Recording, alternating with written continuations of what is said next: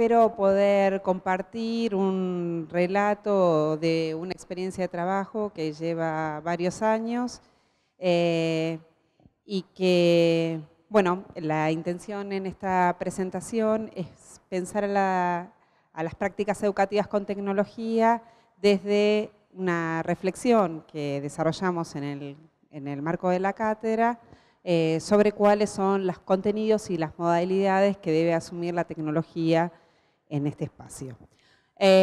Como comentaron anteriormente, yo soy profesora adjunta regular de Tecnologías Educativas en la carrera de Comunicación, en la Facultad de Ciencias Sociales de la UBA.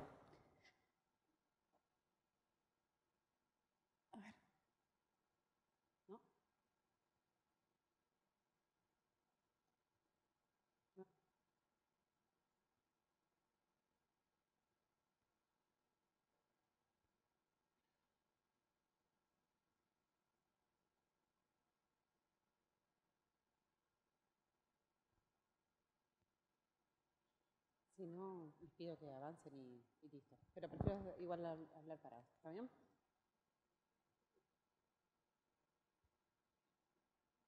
bien? Bien. Como les decía antes, vengo a compartir esta experiencia para pensar qué pasa con este campo de las prácticas educativas mediadas por tecnología. Para comenzar la reflexión sobre esta experiencia, la materia, que es tecnologías educativas, ha cambiado, podríamos decir, en 3 niveles. Es decir, la enseñanza de la tecnología educativa en el campo de la comunicación, en el caso de las facultades sociales, como nosotros la fuimos pensando, fue atravesada por varios cambios que podríamos situar en 3 niveles distintos. El primer nivel lo podríamos situar en el nivel del aula, del equipo, de la propuesta que nosotros fuimos desarrollando y que tiene que ver con un proceso de cambio que todos los docentes realizamos, con esta actualización permanente, con este repreguntarse cuando termina una clase, cuando termina un cuatrimestre, qué cosas fueron bien dictadas, qué cosas no, qué cosas son pertinentes, qué cosas no, digamos. Esta actualización permanente que todos vamos desarrollando.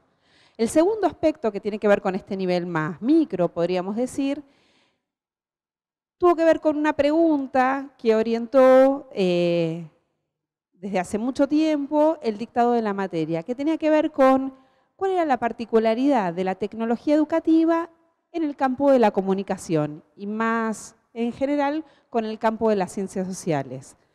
Es decir, entendíamos que el campo en el que nosotros estábamos trabajando no podía ser el mismo, o el objeto debía ser repensado en función del contexto de diálogo en el que se desarrollaba.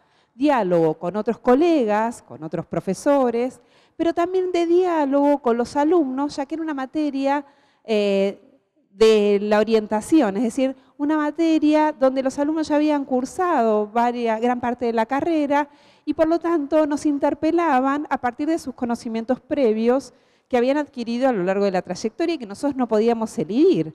Básicamente, estos conocimientos tenían que ver con pensar el sistema de medios y más particularmente, digamos, más allá de que esto ha sido un contenido siempre del campo de la comunicación, con la sanción de la ley de servicios de comunicación audiovisual, la llamada ley de medios, este debate se hizo muy presente en la comunidad académica. Es decir, la no neutralidad de los medios, el pensar cómo funcionan los medios en el país, bueno, era parte del contenido y parte de los supuestos desde los que partíamos. Otro cambio tuvo que ver con la materia, con que era una materia de la orientación de la licenciatura en comunicación y pasa a ser, digamos, se crea el profesorado en comunicación acompañando un proceso de expansión de la enseñanza de la comunicación, digamos, un proceso que data ya de algunas décadas, pero que cada vez adquiere mayor autonomía y el campo comunicacional se expande y a su vez la enseñanza del campo comunicacional acompaña este proceso. A mediados de la década pasada se crea el profesorado en comunicación y la materia pasa a ser una materia optativa del profesorado, ¿sí? Con lo cual se pone en diálogo con nuevas materias que se va creando y a la vez se crea un nuevo objetivo de la materia que tiene que ver no solo con el análisis de las prácticas educativas mediadas por tecnología, sino con poder brindar herramientas para la formación docente, ¿sí? Y bueno, más en general, cambios políticos, ya mencionábamos la sanción de la Ley de Servicios de Comunicación Audiovisual, la Ley de Medios, las políticas activas por parte por partes del Estado de integración de tecnologías en el sistema educativo, y más en general con la ubicuidad de las TIC y la expansión de las TIC en la vida cotidiana y en el mundo del trabajo. Con lo cual, nuestro objeto de estudio se fue modificando por algunos de estos aspectos y no solo como una derivación de los resultados de la investigación, ¿sí? En otros campos se podrá pensar cómo atraviesan estos aspectos de distintas formas. Un supuesto del que partíamos era pensar que la materia se situaba en el enfoque sociocultural. Y dentro del enfoque sociocultural, que es muy amplio, recuperamos básicamente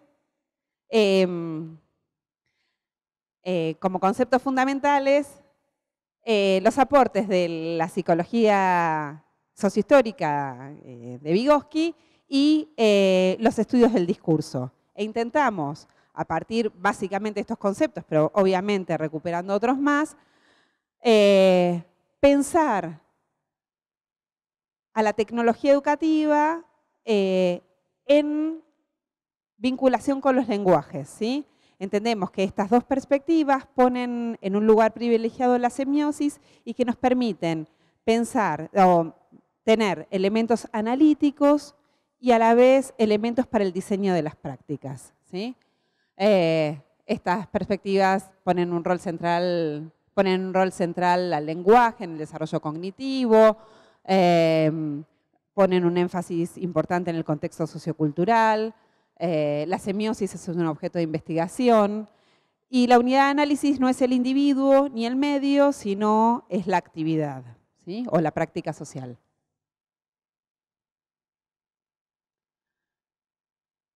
A partir de estos supuestos, que nos llevaron muchos años entender que estos eran nuestros supuestos y que todavía seguimos construyéndolos, entendemos que los cambios tecnológicos no solo refieren a un proceso de digitalización de cada vez mayores productos sociales, artefactos culturales, sino que tiene que ver con un cambio más radical de tecnologización del discurso. Es decir, cada vez en nuestras sociedades se hacen más cosas con el lenguaje para producir cambios en el otro. Es decir, se explota cada vez más el valor performativo del lenguaje, ¿sí? Sin entrar en una semiología o en una lingüística, recuperamos algunos de estos aportes para pensar las prácticas y sobre todo las herramientas culturales a partir de estos enfoques. Como decían en la charla anterior, es un campo en desarrollo con una metodología compleja y que todavía están produciéndose investigaciones y trabajos sobre este campo. Con lo cual, estos resultados provisorios tienen que ver con estas aproximaciones que se van desarrollando en el pensar la articulación entre las prácticas educativas y estos procesos de discursivos, de las gramáticas y de los diseños basados en el discurso, ¿sí?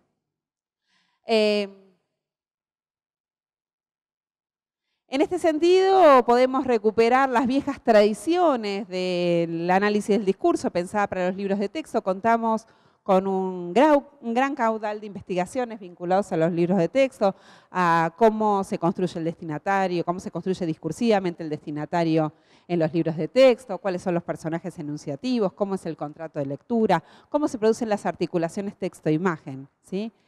Sobre los libros de texto también nos valemos de los aportes, no solo del campo de la tecnología educativa, que tiene que los materiales educativos ocupan un lugar central, sino que también recuperamos aportes de la sociología y de otros campos de conocimiento para pensar los libros de texto. Sin embargo, la investigación, y sobre todo desde este enfoque de las nuevas prácticas discursivas, ya veces sitios web, blog, interacción en redes sociales y demás, es aún menor, ¿sí? Y además, lo que nos pasa es que los que queremos trabajar en la investigación en estos campos, nuestros corpus desaparecen rápidamente, ¿sí? Yo desarrollé mi tesis sobre sitios web de escuelas primarias públicas. Cuando terminé mi tesis, estos sitios casi no existían, ¿no? Y este es un problema para pensar qué ocurre con esta investigación. Y además, cuando uno termina de investigar con todo el proceso complejo que implica la investigación en este campo, la pregunta es si estos dispositivos ya no son utilizados, ¿cuál es el valor de esos resultados? ¿Sí? La verdad que estas respuestas no las tengo, pero me parece que hay un aspecto que tiene que ser pensado acerca de cómo investigamos en estos campos, ¿no? Bien, entonces, básicamente yo les contaba que hice mi tesis sobre los sitios web de las escuelas y entendía que los sitios web no solo era una forma de informar al otro de qué sucede en la escuela, sino que los sitios web transmiten modelos legítimos de cómo debe ser la escuela, entre otras cuestiones, ¿sí? Entonces, entiendo que no solo estos dispositivos, y vuelvo atrás al supuesto de que el lenguaje no solo se utiliza para informar, sino que también se utiliza para hacer cosas con palabras, diría Austin, ¿sí? Es decir, para generar en el otro algún tipo de comportamiento, ya sea, venga a mi escuela, le cuento que mi escuela es muy antigua, le cuento que mi escuela es muy buena, porque quiero que usted venga a ella, ¿sí? O creé el sitio web para distintas cuestiones y lo dejé ahí, ¿sí? Estas cosas pasan, pero después vamos a seguir hablando sobre el tema. Otro de los ejes, como les decía al principio, que no puede estar ausente, o que para nosotros por lo menos no puede estar ausente en esta propuesta, tiene que ver con la reflexión sobre los medios de comunicación y la tecnología. Entendiendo las tecnologías a las TIC como medios de comunicación, como dice David Buckingham, es decir, como formas culturales de representar y comunicar, ¿sí? En este sentido, para pensar el uso y el valor de las tecnologías, nosotros recortamos un aspecto muy pequeño de todo este vasto campo de conocimiento, que tiene que ver con los discursos que los medios crean acerca de las prácticas de inclusión de tecnología en las escuelas. Y esta inclusión de este contenido tiene que ver con que los sentidos, digamos, con este supuesto de que los sentidos acerca de estas prácticas educativas no solo se generan en la política educativa, sino que los medios de comunicación generan y producen discursos, y la idea de discurso es la idea de producir una práctica social, de influir sobre otros, ¿sí? Acerca de las razones por las cuales las tecnologías deben, o cómo deben ser incorporadas las tecnologías en las aulas. Entonces, el análisis de los medios ocupa un lugar importante. Bien. Otro de los ejes que hemos seleccionado tiene que ver con entender a las prácticas educativas no solo en el contexto de cultura más general, es decir, en el contexto que podríamos atravesarlo o podríamos abordarlo a través del análisis de los medios, sino con el contexto más situacional que tiene que ver con la escuela, ¿sí? Y en este sentido, la escuela pensada no como una tecnología obsoleta, y este es el supuesto del que partimos, el lugar desde el que nos posicionamos respecto de la escuela, sino desde una institución que debe ser repensada y que es interpelada a incluir las tecnologías y que uno de los aspectos que en general las políticas recuperan tiene que ver con el valor, el pensar en la institución como una organización pedagógica. Justa Espeleta dice que las innovaciones educativas muchas veces eliden que las escuelas incluyen tres tipos de organización. La organización pedagógica, es decir, pensamos en las instituciones como el espacio para transmitir un conocimiento, pero que hay dos elementos más y que son muy importantes, y que son el pensar en la escuela como una organización administrativa y como una organización laboral, ¿sí?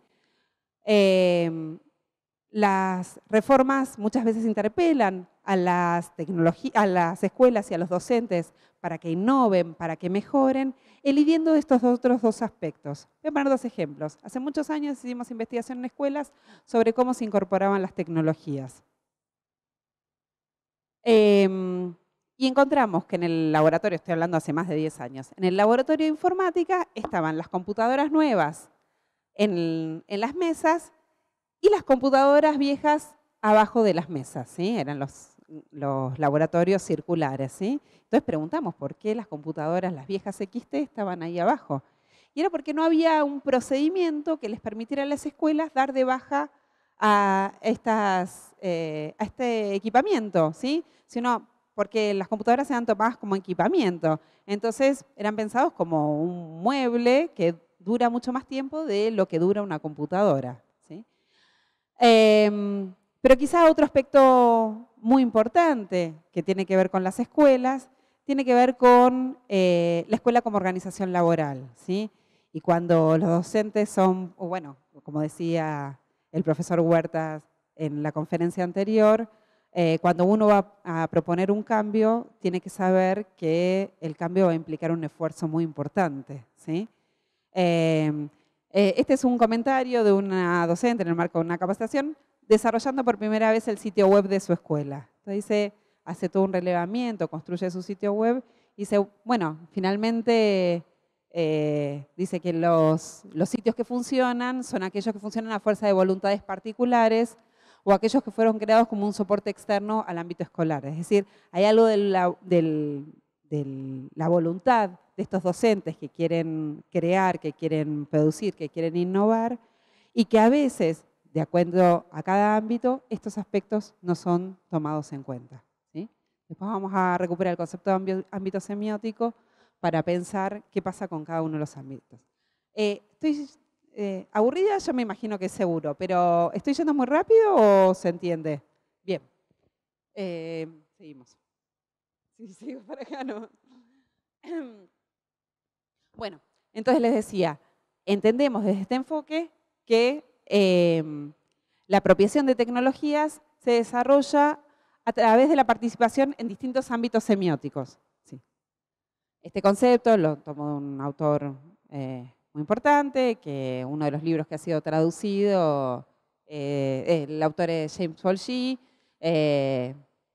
El libro que ha sido traducido, uno de los libros que ha sido traducido de él se llama Lo que nos enseñan los videojuegos sobre el alfabetismo, ¿sí?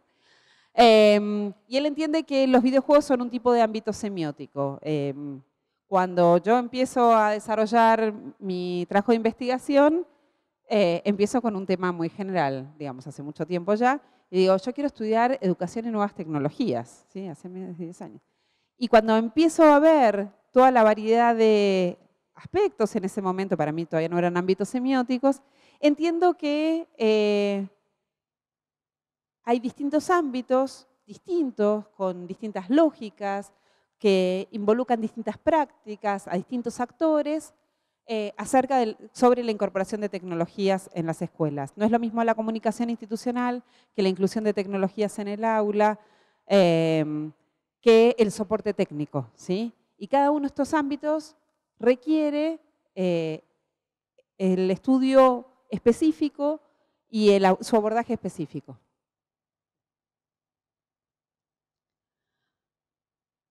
Otro de los principios sobre los que trabajamos tiene que ver con no pensar solamente en la apropiación de medios, sino en la apropiación de modos semióticos, qué son los modos semióticos y por qué no llamarlos medios y por qué utilizar una palabra nueva para dar cuenta justamente de algo nuevo, ¿sí? Y voy a poner un ejemplo. Los modos semióticos, el concepto está tomado del enfoque multimodal, es un enfoque que actualmente está siendo utilizado o siendo leído bastante en el ámbito local, dado que existe muy pocas traducciones de este enfoque, la circulación todavía no es tan amplia, ¿sí? ¿Ya estoy? 5. Bien. Lo que nos va a decir el enfoque multimodal, entre otras muchísimas cosas, es que los estudios de la lengua en uso se han basado en el estudio del lenguaje oral o escrito, ¿sí?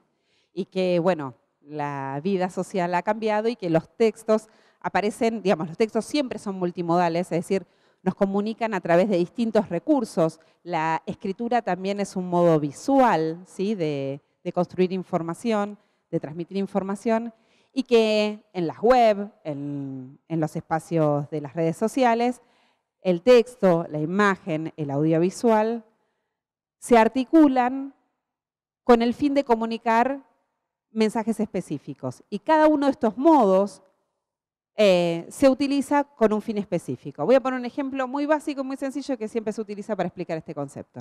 Es decir, los mapas comunican la forma en que se organiza un territorio, ¿sí?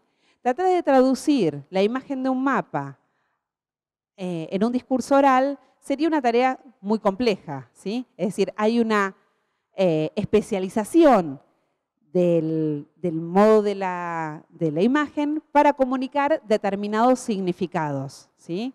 Ahora bien, en esta perspectiva, los hablantes conocen estos modos y a la vez seleccionan estos modos para comunicar mensajes relevantes. Es decir, nosotros utilizamos estos modos semióticos para construir mensajes que permitan que el destinatario comprenda mejor el texto que estamos construyendo, ¿sí?